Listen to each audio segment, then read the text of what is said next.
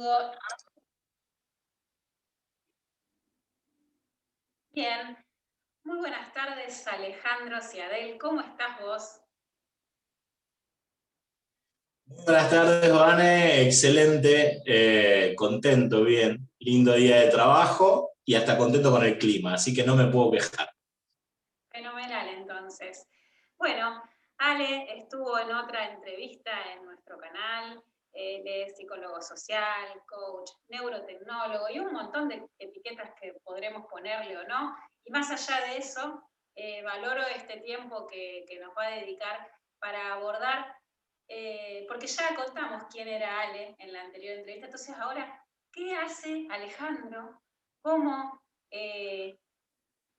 conjuga, integra todo esto que sabe, que sé muy bien en carne propia, que lo pone a disposición de lo que el cliente, paciente o como le queramos llamar, necesita? Después él me va a corregir si hay algo que corregir. Bueno, Vane, muchísimas gracias.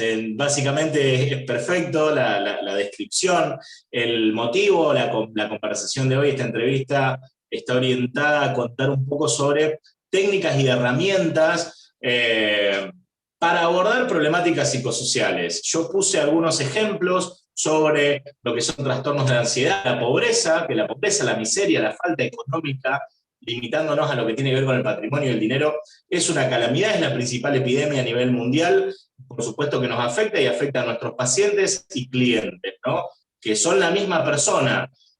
En un momento hablaban de, voy a empezar a romper algunos paradigmas o viejas estructuras, pero bueno, es mi modo, es como yo trabajo, sin ánimo a ver, como dijo Isaac Newton, para ver más allá tengo que estar sentado sobre los hombros de gigantes y valorando todo lo que aprendí.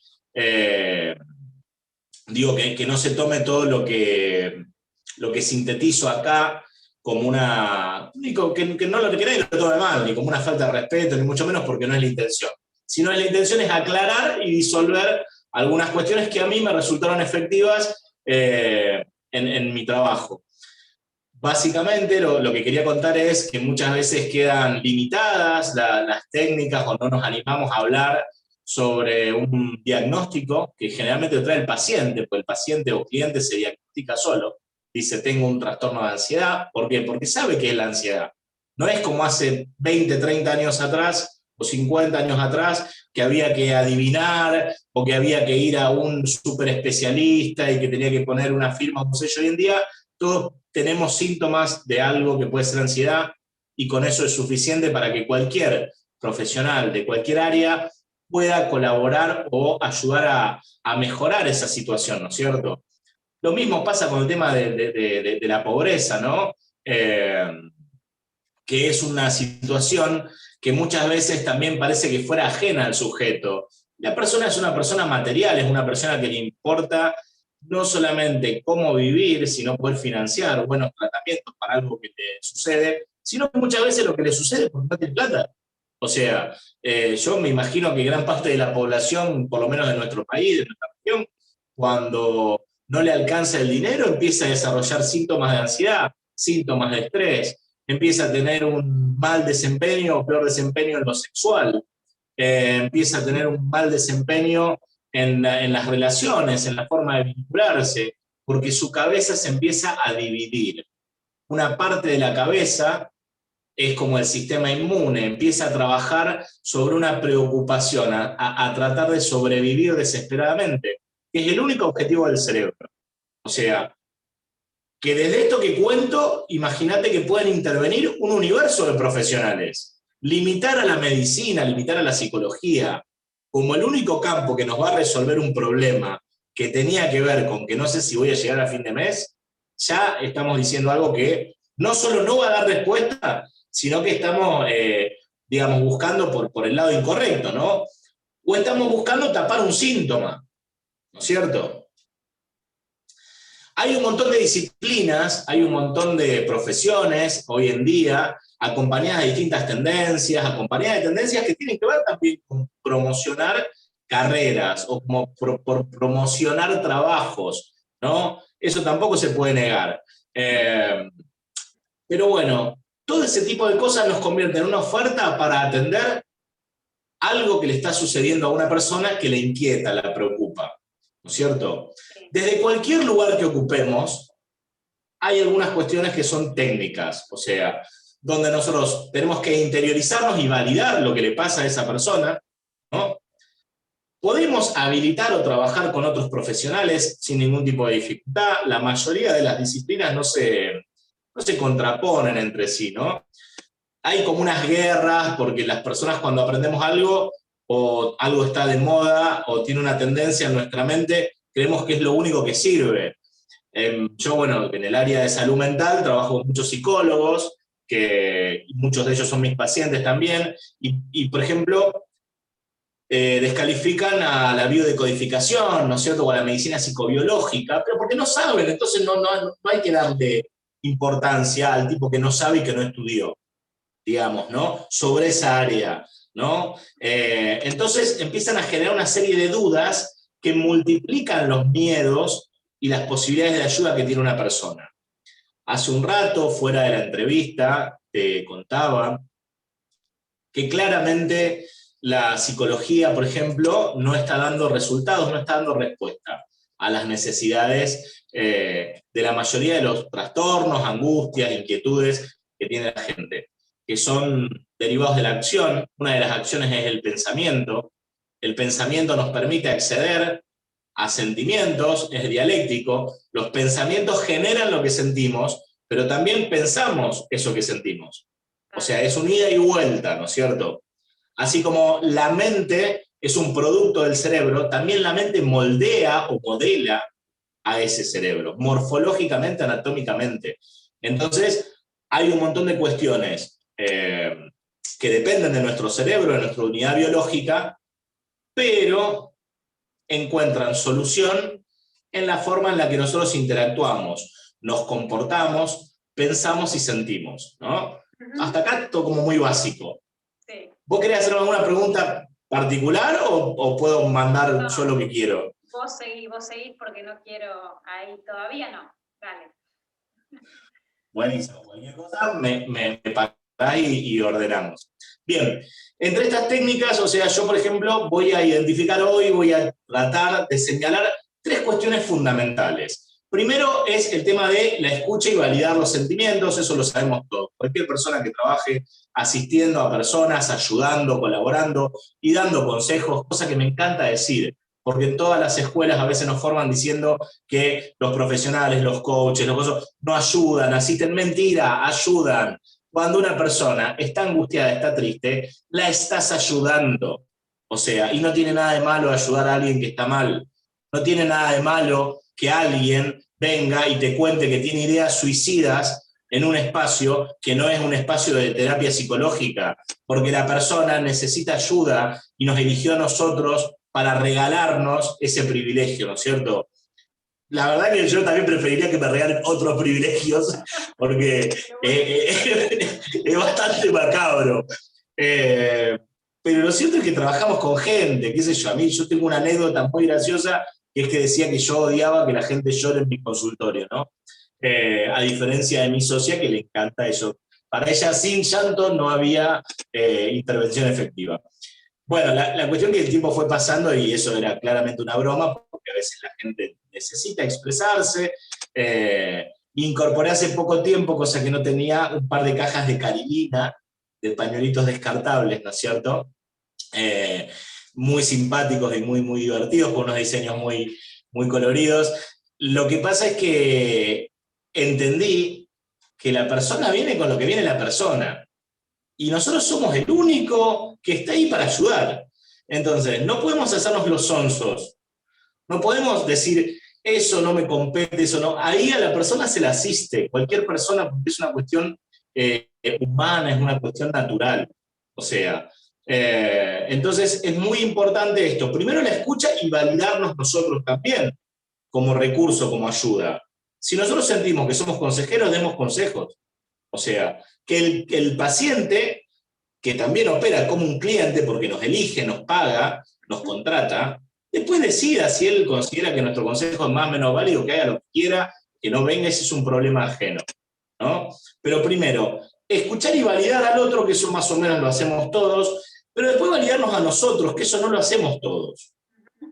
Y empezamos a sentir que estamos como que no estamos listos, que no estamos preparados, que estamos invadiendo algo, que podemos decir algo, digamos, que termine complicando las cosas, porque a veces el paciente viene y se despacha con situaciones muy macabras, o sea, o situaciones que nos conmueven mucho a nosotros, quizá no estamos entrenados para manejar. Y lo cierto es que no estamos tan entrenados tampoco para manejar, porque cuando salís de una formación del área del bienestar, por ejemplo, como el coaching, la biodecodificación, incluso hasta el Reiki, no te enseñan cómo recibir una persona en tu consultorio.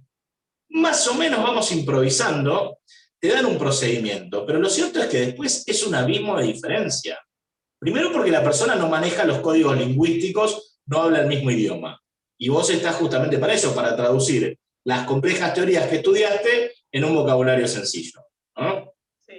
Entonces, ahí, digamos, a nivel técnica de abordaje, en primera instancia, estaba charlando sobre esto de validarnos y escuchar al otro para tener algunos elementos. Entonces, eso entra dentro de lo que sería reunir elementos, ¿no? Reunir elementos. Después, hacer una hipótesis. Animarnos a pensar qué pasa con esa persona, ¿no? Esto de no juzgar, no interpretar, no, es imposible, es inherente al ser humano. Si tenés cerebro, estás interpretando, ¿no? Entonces, como ya es algo natural, trata de hacerlo de la forma más prolija posible, ¿no es cierto? Y no entres en tu proceso. Entra en cualquier proceso que te permita ver más posibilidades en el consultante de las que él mismo está viendo, ¿no?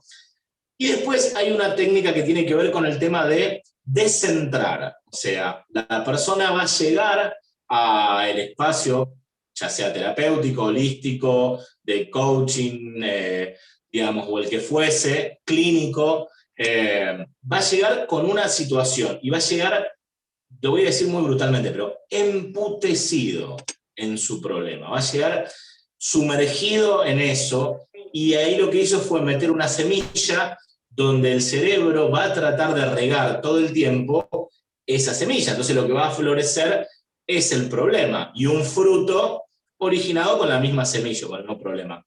Nuestro trabajo tiene que ser con usar una especie de guadaña distractiva, digamos, o sea, con cortar eso que está creciendo y poner a ese cerebro a trabajar en otro tipo de recursos.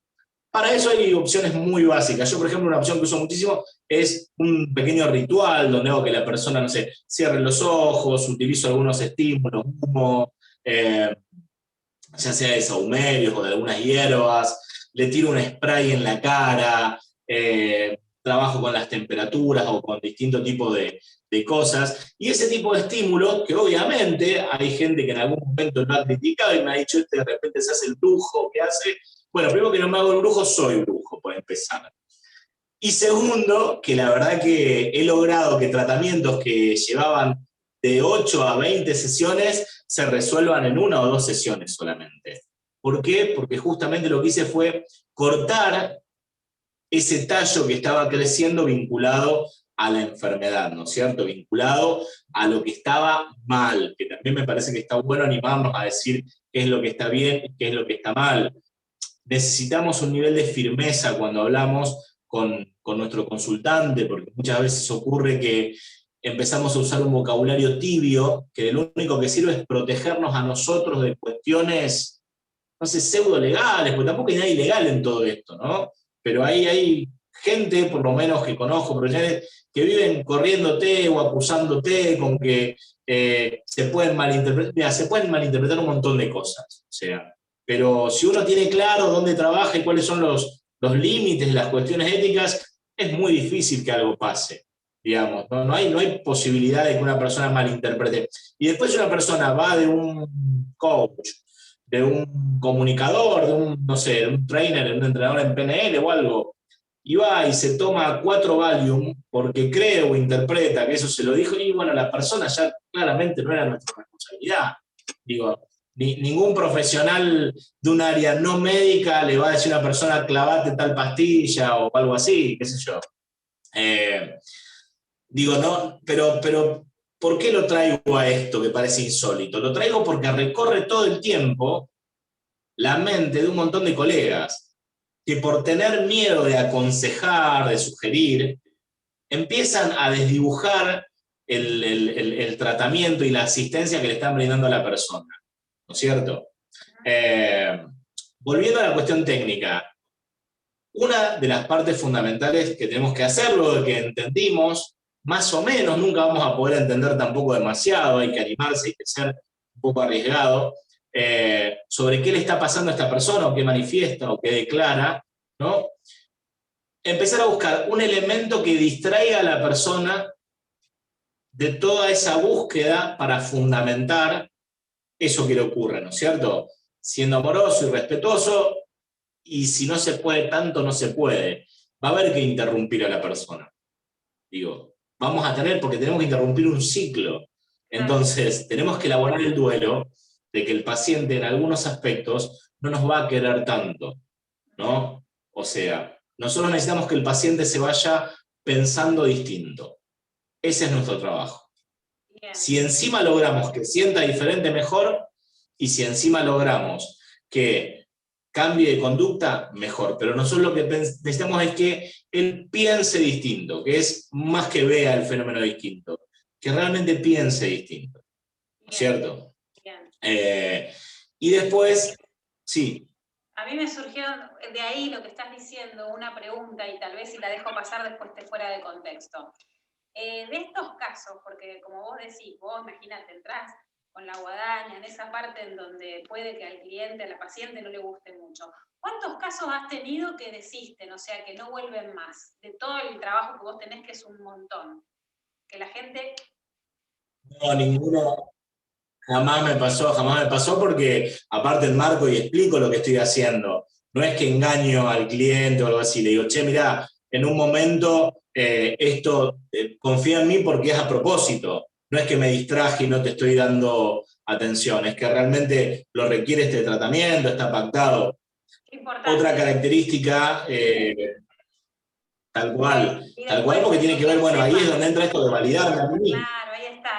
Exacto, sí, por supuesto, que sea parte de un contrato, que la persona sepa, digamos, no es que la persona cree que viene a ver un médico cirujano, no, viene a ver un terapeuta, o sea, del área psicosocial, digamos, ¿no? ¿Por qué hago tanto hincapié en el área psicosocial? Porque lo vincular es fundamental, siempre vamos a hablar de terceros, de vínculos. Creer que el ser humano es una especie de individuo es la estupidez más grande que hay de parte de las pseudociencias durante siempre. O sea, el ser humano está en una interacción permanente y una de esas interacciones es la que hace con el terapeuta. O sea, ¿no? Entonces está sujeto a un vínculo. En ese vínculo se pacta, hay como un contrato. La persona, digamos, por ejemplo, una persona no va a venir a verme a mí para que yo le haga una cirugía todavía, por lo menos. ¿Cómo es? Pero digo, va a venir a mí para que yo le acomode la cabeza, ¿cierto? Le acomode los sentimientos, para que le permita organizar, porque es claro lo que yo ofrezco, digamos. Eso es evidente. Cuando me recomiendan a esas personas. Después, no me ha pasado, sinceramente, por lo menos que yo sepa, que gente no haya vuelto, si no me ha pasado todo lo contrario, que validen la cuestión técnica y me recomienden, porque hago explícito todo esto y le cuento, mira, ahora tu cerebro está emputecido, utilizo ese término, para sostener lo que está mal. Eso se llama resistencia en psicología, bueno, hay todos unos aspectos, pero no quiero caer por ese lado, pero básicamente viene resistiendo. El paciente viene orgulloso portando su enfermedad, portando su obstáculo, y viene con un universo de cosas porque no se dio cuenta que cuando llegaba para acá, el cerebro le regaba a la plantita la semilla del obstáculo. Pero porque es un fenómeno que nos pasa a todas las personas. Hasta que llegamos y el terapeuta, cuanto más lúcido es, nos mete 4 cachetazos simbólicos, metafóricos, ¿no? Y nos dice, yo te voy a interrumpir. Yo no te voy a dejar que me sigas contando esto durante mucho tiempo. ¿Por qué? Porque necesito cortar ese ciclo, que eso ya no crezca más. porque está mal, porque te hace mal, porque te daña, punto. Digo, no empezar a buscarle esto, o después también las cosas estas tibias, ¿no? Hay cosas que no tienen lado positivo, ¿no? Esto de todo tiene un lado positivo, todo tiene... Es mentira, ¿no? Hay cosas que no tienen lado positivo. ¿Eh? No necesariamente. ¿Cómo? Que no necesariamente. Claro, o sea, me refiero a cosas catastróficas. Por ahí, bueno, a mí me ha pasado, siempre hago bromas, atiendo muchas personas con situaciones de que quieren reorganizar su vida amorosa y cosas así. Yo cuento mi anécdota que cada vez que me separé, siempre surgió algo mucho mejor. Cada vez que me separé o que dejé algún trabajo. Entonces, que hoy en día no puedo evitar tener ganas de separarme porque me imagino que va a venir algo mejor. O sea, como que se implantó el pensamiento y es como muy, muy difícil, es chistoso también, ¿no? Pero, ¿qué ocurre, digamos? En este caso sí puede haber un lado positivo de esto, ¿no? Pero después hay otras cuestiones donde las personas no es que se hacen las víctimas, son víctimas, ¿no? Hace poco atendí a una paciente donde se enferma la madre, se muere, el padre se agarra tristeza y se muere, y antes se había muerto el sobrino. Ahí no hay forma de, no hay, ya está, cuidala, contenela porque no tenés de dónde agarrarte. En ese segmento, ella logra, digamos,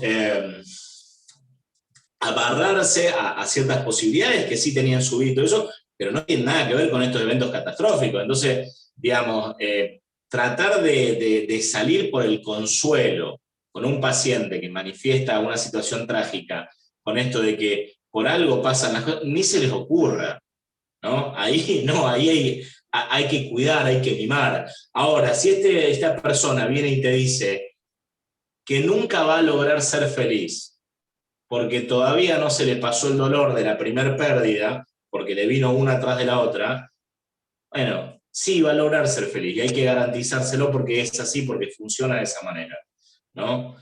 Pero cuidando de esto de no buscar el lado positivo en una situación donde realmente no hay lado positivo. Te voy a acompañar y te garantizo que vas a salir adelante, pero esto no se arregla, no tiene arreglo. ¿Se entiende?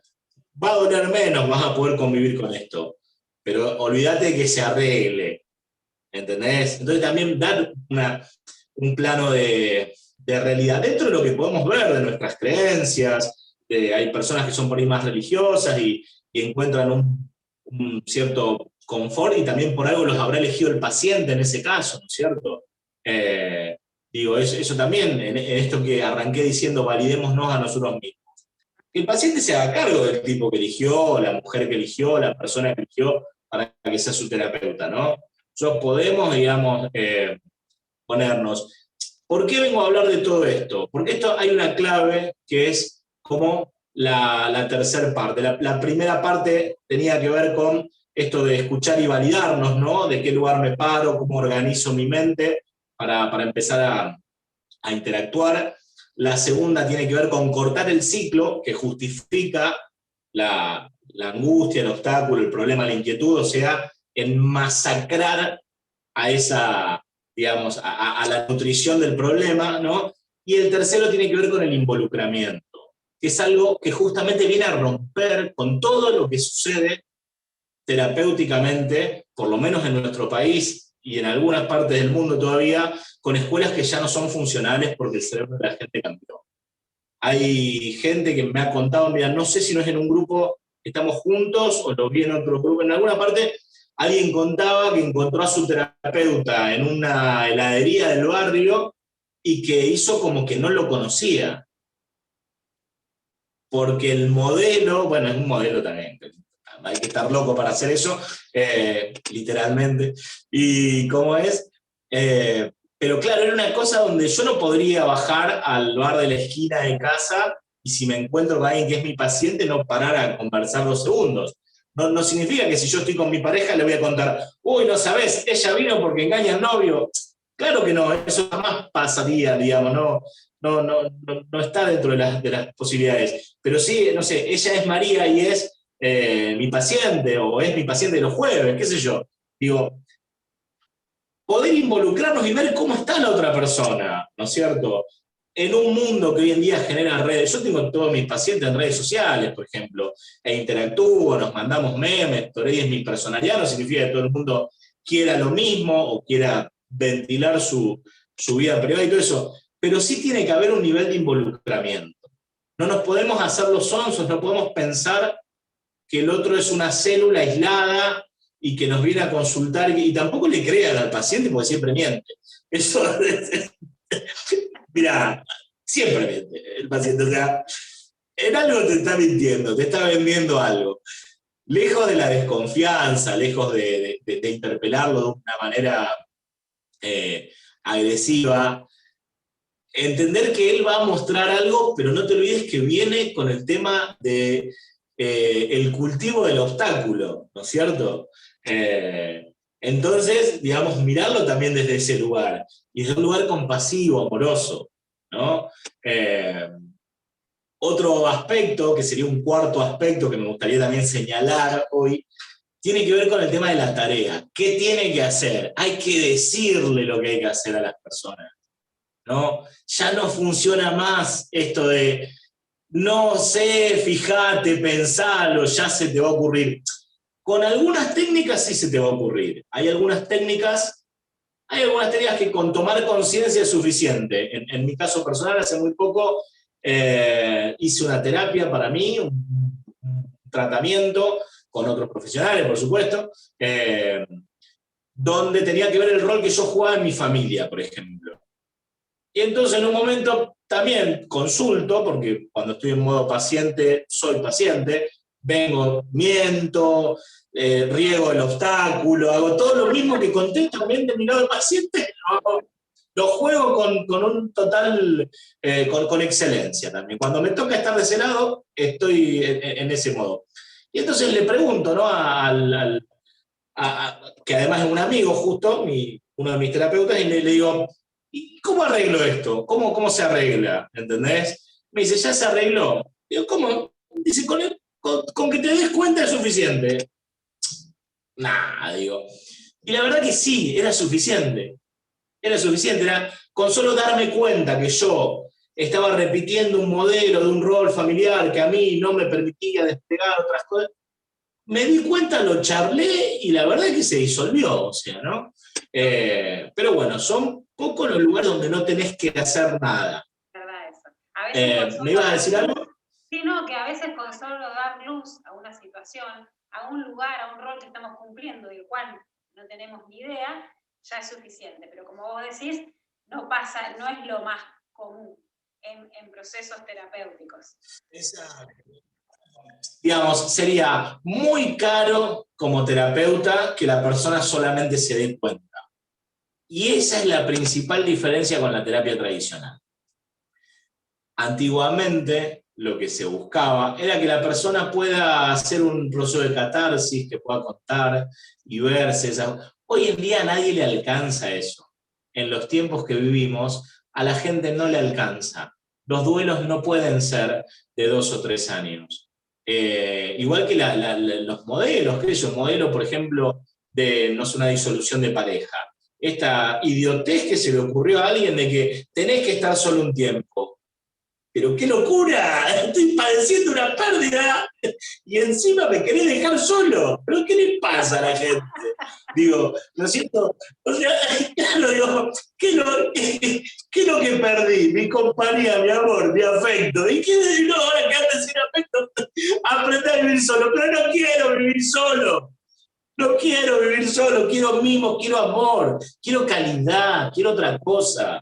¿Entendés? Es más liviano y más barato y más económico y ecológico a nivel psíquico aprender a tolerar con las frustraciones amorosas que con la ausencia. Es una locura eso, no sé a quién se le ocurrió. Se le ocurrió a alguien que servía hace 40, 50 años atrás, cuando si la mujer miraba a un tipo, parecía lo voy a decir, una puta, digamos. Y la sociedad te condenaba y te cerraba puertas. Hoy en día el mundo funciona diferente.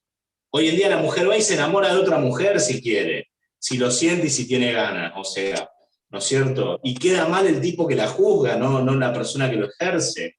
O sea, el mundo, hay otro mundo, Hay otras necesidades y después las personas tenemos un patrimonio histórico y un patrimonio vivencial y experimental grandioso, que muchas veces no lo ponemos al servicio de los pacientes, ¿no?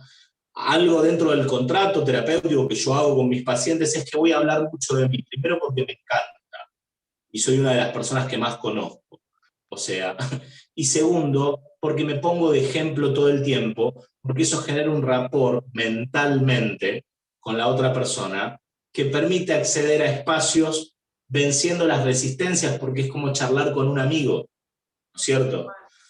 Puede resultar un poco desgastante, obviamente, porque parece, me lo han dicho varios pacientes, me dice, la primera vez que te vi dije, vine para que este pelotudo me hable de él, dicho así brutalmente, lo repito, y me dice, pero cuando yo vine, que no podía caminar y me acompañó mi esposa, y me fui caminando solo, y el otro día agarré la chata porque tenía una crisis de pánico, que sentía que me moría todas las noches, y después de conversar de vos, con vos, me dice, ¿entendés? Se me pasó, ni hablar que dice, tenía turno un martes y me lo adelantó para el viernes, quería seguir escuchándote. Claro.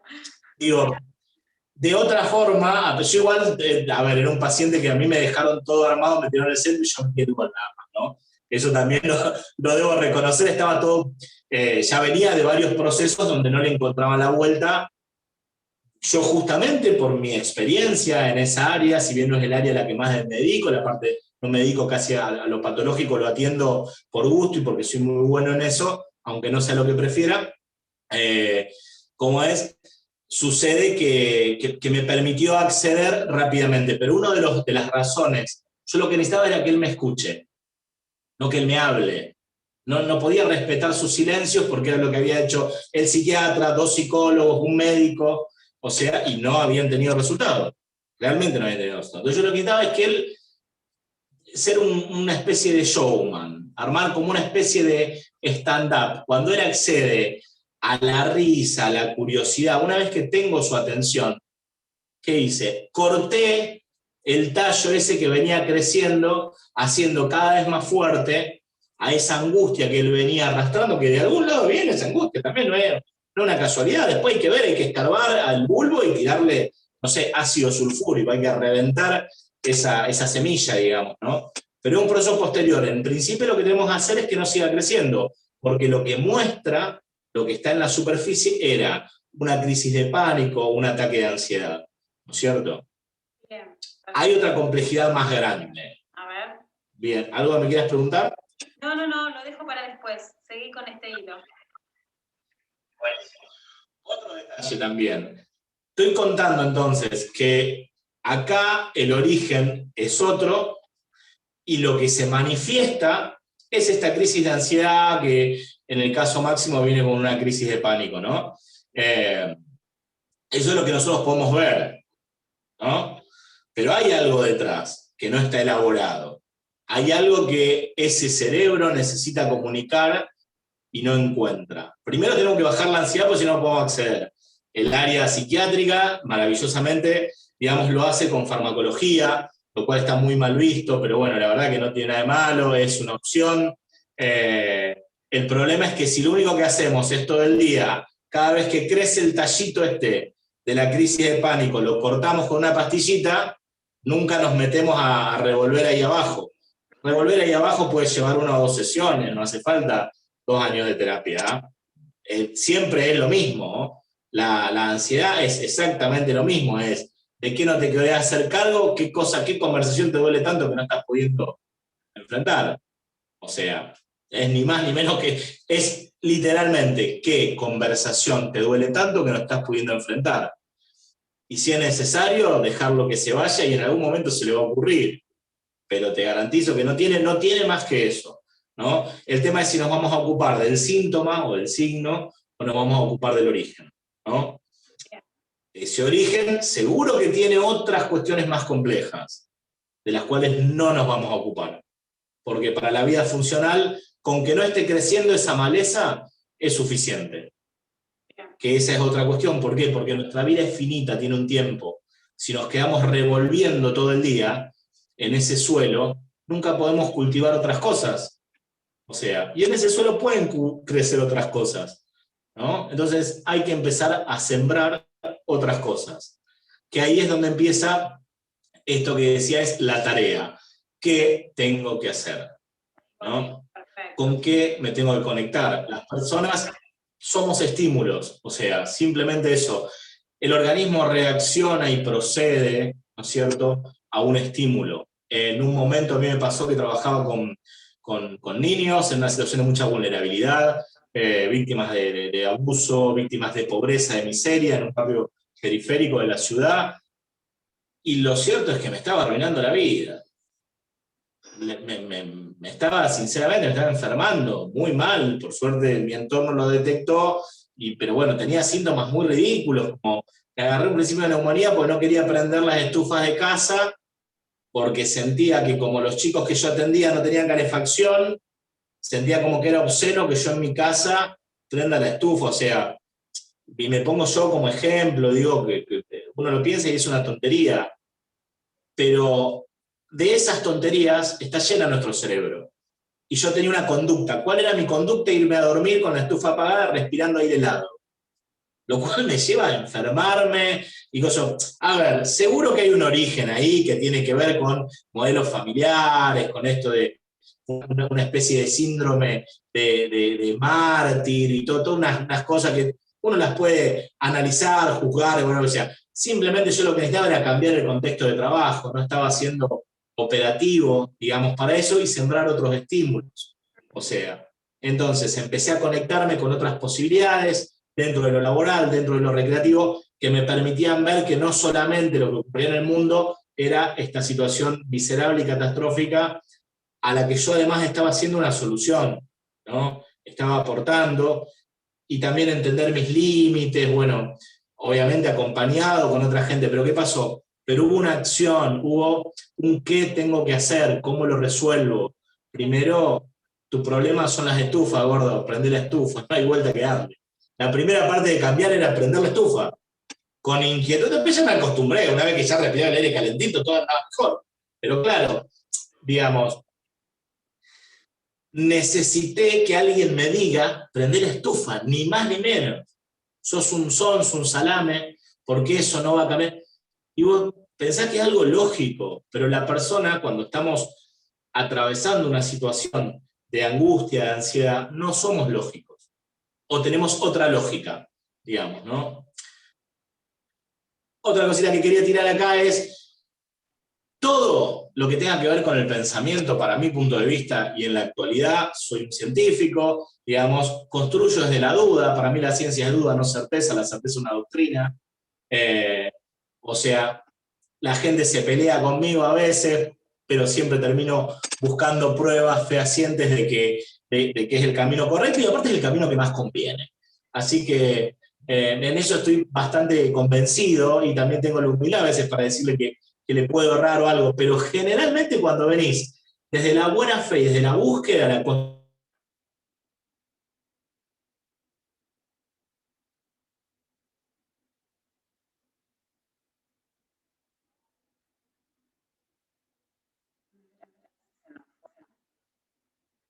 Ale, ¿me escuchás? ahí te escucho, ahí está. Ahí está, ahí está. Ahí está. Bueno, La búsqueda. quería contar. ¿Eh? Desde la búsqueda quedamos, cuando venís desde la búsqueda. Bien, buenísimo.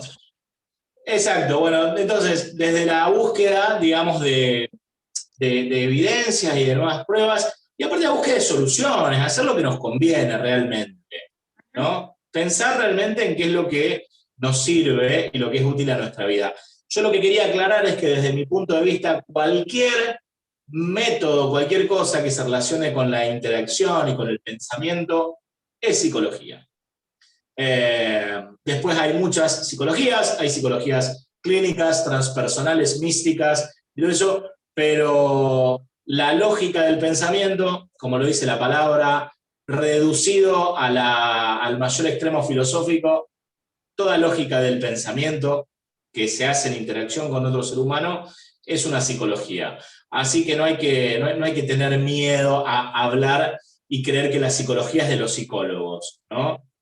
El psicólogo aprende en una sola escuela, con un solo modelo a lo sumo 2, de libros viejos pensados para un varón heterosexual blanco, ¿no? En determinada parte del mundo. No hay tantos de esos sujetos con los cuales se escribieron esos libros hoy en día. Que algunas cosas aciertan, sí aciertan, es verdad. Que es inspiración, sí, como dije, sentado sobre los hombros de gigantes, así que el mayor reconocimiento y respeto a todos estos genios que se han animado a transgredir y a decir que no había tal brujería, o a lo mejor sí, en la historia o en el comportamiento de los seres humanos. Pero hoy en día es muy importante desmistificar, o sea, o desmitificar las dos cosas, digamos, sobre qué nos permitimos o qué no nos permitimos como terapeutas, no sé, como servidores. Ese es el término, servidores. Tratemos de servir, de ser útiles, diseñemos nuestros procedimientos. Lo primero es escuchar, validar y validarnos, ¿no es cierto?, para entender, observar este contexto y desde qué lugar lo vamos a mirar, que incluye hacer hipótesis y hacer algunos juicios, o sea, y ser consciente. Siempre es mejor un juicio siendo consciente que hacerse el sonso y negarlo, porque ese después nos termina saliendo por algún costadito que no queremos, o sea, se nos complica. Por otro lado, otra de las cuestiones tiene que ver con inhibir el desarrollo de esta situación que inquieta, ¿no es cierto?, que tiene que ver con cortar la resistencia, ¿no? O sea, inhibir la fuerza o la resistencia que tiene la persona inconscientemente, naturalmente, a curarse, porque lo único que le preocupa es eso, y donde está tu atención está tu energía. De paso, ahí tiramos la frase motivacional para que no falte. Otra cosa es involucrarme, entender, esa es otra también, o sea, a veces todo el mundo cree que porque la frase es motivacional es menos importante. No, no es menos importante, es posta, de verdad, pero tiene 1000 interpretaciones posibles. O sea, de todas esas interpretaciones, elegí la que te conviene a esto, ¿no? Si también la gente lo hace, cuando un amigo, un hermano, un cuñado discute con uno, acomoda los discursos como quiere. ¿Por qué no lo vas a hacer en tu consultorio? ¿Por qué no lo vas a hacer vos para ayudar a un paciente? Sí, es lo mismo, jugar con el lenguaje sin miedo. Bueno, otro de los aspectos es esto de involucrarse, ¿no? Meter, o sea, fundirme con la otra persona, por supuesto desde el respeto, preservando también lo que uno necesite de cada uno, y sobre todo en ese involucrarse es donde aparece esto de abrazar mi propia historia y abrazar mi experiencia de vida, que no es poca cosa. No es una casualidad que la mayoría de los terapeutas del área holístico tengan más de 30, 40 años. No es algo casual. Somos gente que nos ha pasado algo y hemos empezado a acceder a estas cosas y hemos encontrado que está bueno y que ayudamos a otro y que, digo, generalmente cuando somos más jóvenes medio que estamos ahí tambaleando en algunas cosas, qué sé yo. Bueno, yo más joven caí en la carrera de psicología, en la escuela de psicología social, que odiaba, me parecía horrenda la psicología, una mentira total, una cosa aberrante. Y en las 2 primeras entré como alumno condicional, porque no tenía ninguna carrera donde anotarme. Me hicieron un lugarcito condicional y la verdad que fue lo mejor que me pasó en la vida ahora. Pero me enamoré terriblemente de eso que odiaba, que parecía detestable. Me anoté sinceramente porque había renunciado un 15 de abril a un trabajo y no tenía nada para hacer, y digo, me voy a deprimir, me tengo que anotar en un curso de algo, en alguna parte. Y bueno, y nada. Mira vos donde, exactamente. Y hablar los cambios y las peleas que tengo, y que voy y que vengo, y si recuerdo quién fui y qué servicios ofrecía antes a lo que hago ahora, hay muchas diferencias. Hace poco tiempo me encontré con un gran amigo mío que tiene una pequeña empresa en Entre Ríos. Fuimos compañeros de trabajo en una compañía multinacional. Entonces me dice, siempre miro tus publicaciones, veo algunos videos o algunas cosas, me dice, y estás haciendo lo que siempre soñamos, me dice. Yo digo, pero con este pibe yo jamás soñé nada, digo.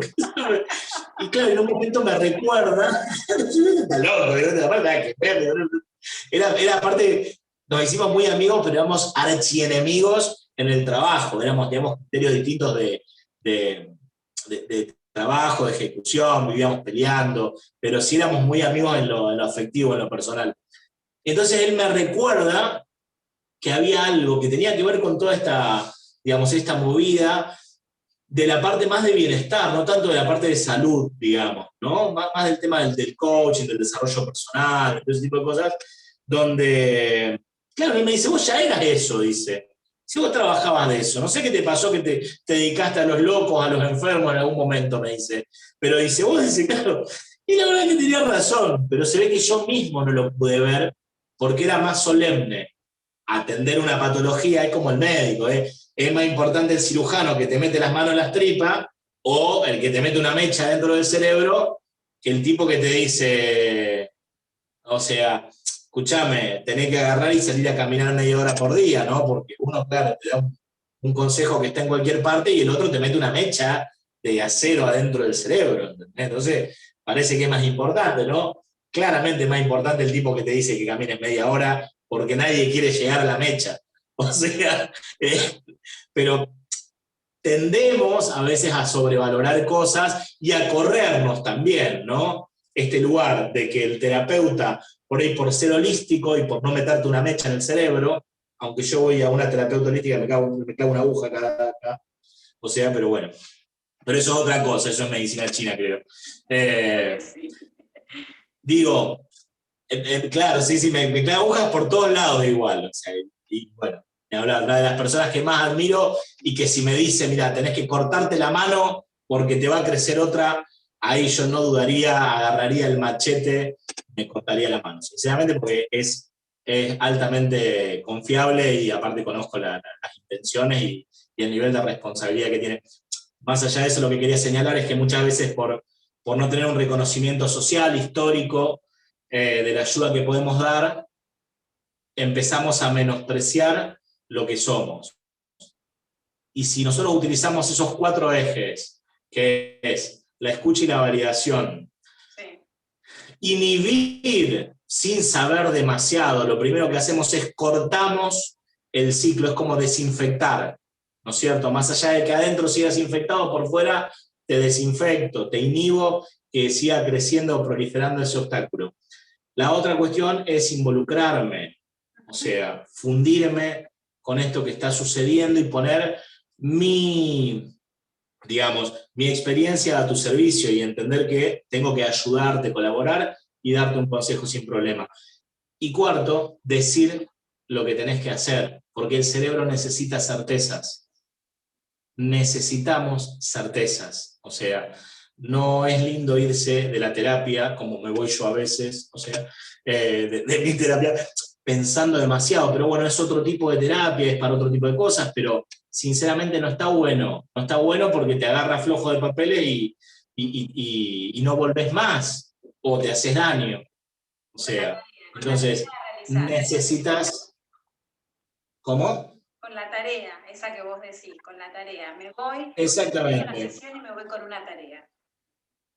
Tal cual. Y hay tareas que son muy simples, que son escribir una carta, prender una vela, tener una conversación, hacerse un baño de descarga. Hay cosas que parecen una pavada, pero son recontra importantes, son lo que te cambia la vida, es una bisagra en tu vida, ponen otra frecuencia al cerebro. El cerebro es muy fácil de sintonizar, de programar. Lo único que nos inhibe es esa resistencia que llevamos adentro, que dedicamos toda la atención a que crezca el brote de lo que está mal, ¿no? Y encima es más jodido porque no queremos curarnos. No queremos porque no nos sale, porque no nos diseñaron para eso. O sea, y la gente que lo logra y lo hace no habla de eso porque ni se da cuenta, ya lo lleva naturalmente. Hace muchos años tengo un gran amigo que se vuelve, bueno, estuve viviendo en España un tiempo y ahora vuelve para allá, y siempre me dicen, a él, si a esa persona la entrené yo y digo que no, que él ya nació así, que naturalmente tiene como ese don o ese talento. No significa que no tenga problemas, pero es una persona que enfrenta los desafíos de otra manera. O sea, y vos le preguntás cómo y no sabe, no entiende, para él hizo lo normal. O sea, y ha enfrentado desafíos aberrantes. ¿Cómo? Lo normal para él. Exacto, por eso entonces digo, nunca vas a encontrar gente que, digamos, al exitoso, como te dicen, bueno, a ver, si dice, ¿cómo vas a enseñarle, no sé, a la gente a ser millonario si vos no sos millonario? Mira, si fuera millonario no estaría enseñándole a estos pobres a ser millonario. Lo que quiero es que, junto con estos pobres, entender y ver por dónde pasa esta cuestión que hace que uno sea y otro no sea, ¿cierto? Siempre digo, por ahí, una obstetra no tiene órganos genitales femeninos, ¿no es cierto?, reproductivos femeninos, y sin embargo es el que más sabe sobre cómo tenés que cuidarte y llevar adelante un embarazo y un parto. Entonces hay cosas que podés saber sin que seas el protagonista. Y eso es parte de la validación que hablaba hace un segundo bueno, en esta cuestión, en uno de estos 4 ejes, digamos, por los cuales circula lo terapéutico. Bueno, Ale, he charlado bastante, yo soy un poco conversador, como verás. Me encanta, pero me encanta porque dimos una vuelta de todo este proceso y estas técnicas de las cuales hablábamos al principio. Me parece que quedó clarísimo cómo es que trabajás vos y cómo pueden hacerlo otros también. Y me gustaría cerrar con esto porque vos hablaste de que en algunos casos te ha pasado con la experiencia de situaciones que requerían 8 sesiones, lograste a lo mejor acortarlas a 2. Cuando sucede esto, y también de la otra manera, ¿qué pasa después que uno cierra? O sea, yo cierro una terapia con vos de un problema X que yo llevé a consulta. ¿Cómo queda ese? Porque vos decías el acompañamiento o lo que sería el involucramiento. ¿Cómo se cierra ese ciclo? ¿Cómo sucede? Mira, básicamente o sea, nos seguimos en redes sociales, qué sé yo, nada más. No hay nada demasiado simbólico, ni qué sé yo, y nos acordamos, queda como una anécdota. Lo más probable, lo que hace la mayoría de la gente, es me recomienda algo, por ahí me hace alguna consulta por WhatsApp o por Instagram, sobre nada, cómo lo pudo resolver o superar esa cuestión. Muchos por ahí se ríen, muchos te cuentan o ven una publicación que hago yo que justo toca una fibra de eso que alguna vez charlamos, digamos. Pero sinceramente no hay una forma solemne porque no da el tiempo. No da el tiempo y no estamos en una era donde las cosas sean tan formales o tan solemnes o tan rituales, ¿no? Algo de lo que no hablé, que seguramente en algún momento podemos charlar, son el tema del fenómeno ritual, bueno, que hoy en día es una herramienta, pero archi poderosa realmente, y se hace todo el tiempo, aunque la gente ni siquiera sepa que lo hace. Pero bueno. Me va a encantar en otra entrevista que hablemos de eso, porque me reinteresa, de hecho yo también lo utilizo, lo empecé a utilizar y me gusta, me encanta, así que está bueno. Ale, ¿querés dejarme? Hay una frase que me encanta de vos, pero no quiero decirla porque a lo mejor hay otra que vos tenés. ¿Con qué te gustaría cerrar esta entrevista? Una frase, si querés, motivadora o no, lo que te salga. No, bueno, a ver, mira, la verdad que no, como que no se me ocurre ahora alguna. Hay una frase que uso muchísimo, pero ya la tengo. Digo la que me dijiste a mí. Dale, a ver. En terapia, una de las últimas veces que estuvimos, me dijiste, lo que sucede conviene. No me olvido más de eso. Me encanta, sí, totalmente. Totalmente. Bueno, igual esa es, a ver, voy a hacer 2 cosas. Primero la voy a reconocer, que me la dijo un gran amigo mío hace un tiempo, en un marco de broma, y por algún motivo, a mí es una frase que es analgésica. Literalmente, hace que me deje de doler y que me pueda volver a mi centro. En un montón de situaciones que me pasa es decir, lo que sucede conviene, aunque no me guste, pero como que por algo va a pasar. El otro día me perdí en bar, que van a toda una situación y también, lo que me dije, lo que sucede conviene. O en un momento también pensé, dije, bueno, digo, esto que no pude viajar, también perdí un tren, un asunto raro ahí. Digo, ese es mi ángel de la guarda que me está cuidando porque seguro van a descarrilar y se van a morir todos. Digo. Bueno, era una payasada, ¿no? Pero digo, me resulta analgésica. Pero tiene otro aspecto también esto de lo que sucede conviene. Y no, es como la sal en la comida, ¿viste? Un poco está bueno, pero si le pones de más, la echás a perder. Entonces, úsese con moderación, digamos. ¿Por qué? Porque también está por otro lado esto de que dice la gente de que todo fluya. Pero que todo fluya nada, ¿dónde va a fluir? Si dejás que todo fluya, va a ir para cualquier lado. Y vos no querés ir para cualquier lado. La persona que viene a buscar laburo, cuando van a decir, ¿qué trabajo está buscando? Cualquier cosa. Mentira, si sabes que no va a ser cualquier cosa. No perdamos el tiempo, por Dios. O sea, empecemos a achicar un poquito. Y me decís, pero cierra posibilidades. Y sí, claro que cierra posibilidades. Si de eso se trata, de cerrar posibilidades, de ajustar, ¿entendés? Para entender si estás en el camino correcto o si tenés los recursos para lo que esperás. O sea, entonces, lo que sucede conviene, está bueno, y por otro lado también elegir lo que nos conviene.